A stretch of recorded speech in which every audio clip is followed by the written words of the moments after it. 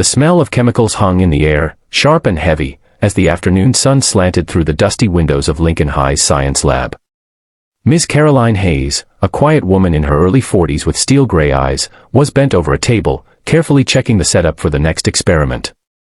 She wore her hair tied back in a no-nonsense bun, her voice always calm in class, never raising it more than necessary. Most students liked her, except one. Tyler Granger. Tyler was the kind of boy who thrived on fear. Broad-shouldered for his age, with a permanent smirk and a cruel glint in his eyes, he ruled the hallways through intimidation. Teachers tried to keep him in check, but nothing seemed to work. He had connections, parents who would storm into the principal's office, shouting about their son being misunderstood. Students knew better. Tyler wasn't misunderstood. He understood exactly what he was doing. That day, it started small.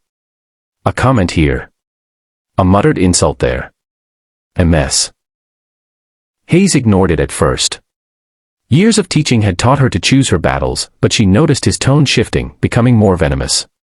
Tyler accidentally knocked over a beaker, glass scattering across the floor.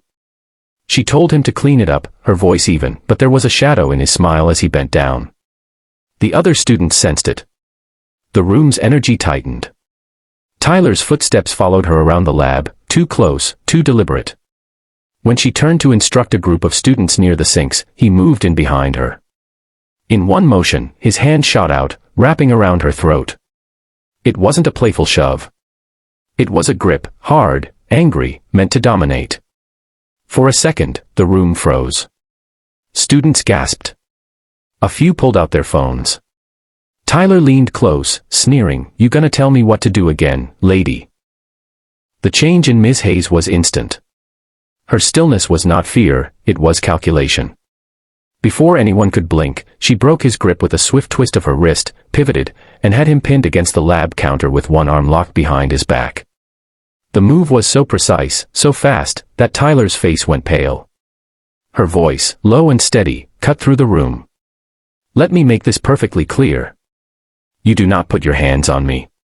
Ever." The students stared in stunned silence. No one had ever stood up to Tyler like that. What they didn't know, what no one at Lincoln High knew, was that before she was Ms. Hayes, quiet science teacher, she had been Sergeant Caroline Hayes, United States Army, serving 2 tours overseas and training soldiers twice Tyler's size in hand-to-hand combat.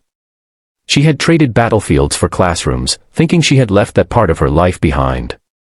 But some instincts never faded. The principal was called. Tyler's parents were summoned. They arrived furious, accusing Ms. Hayes of manhandling their son.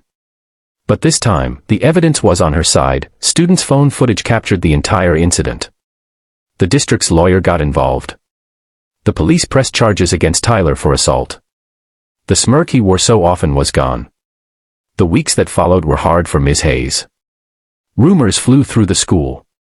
Some students whispered she was dangerous. Others saw her as a hero. Tyler's friends tried to intimidate her with muttered threats, but she met them with the same steady gaze. She never backed down, never wavered. The court eventually ruled in her favor.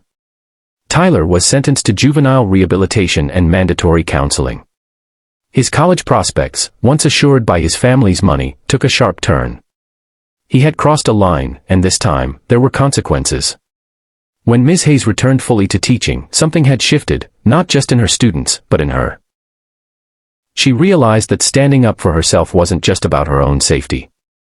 It was about showing every kid in that room, especially the quiet ones, that no matter how intimidating someone seems, their power ends the moment you refuse to be afraid. Months later, she overheard a freshman telling a friend, "You don't mess with Ms. Hayes. She's the real deal." And she smiled, not because she wanted to be feared, but because respect had finally replaced intimidation in her classroom. The incident became a quiet legend at Lincoln High, a story passed down year after year, not of violence, but of strength. Of a woman who had faced far worse than a high school bully and walked away unbroken. In the end, Ms. Hayes didn't just destroy one boy's reign of fear, she taught an entire school the power of standing firm, of drawing the line, and never letting anyone cross it.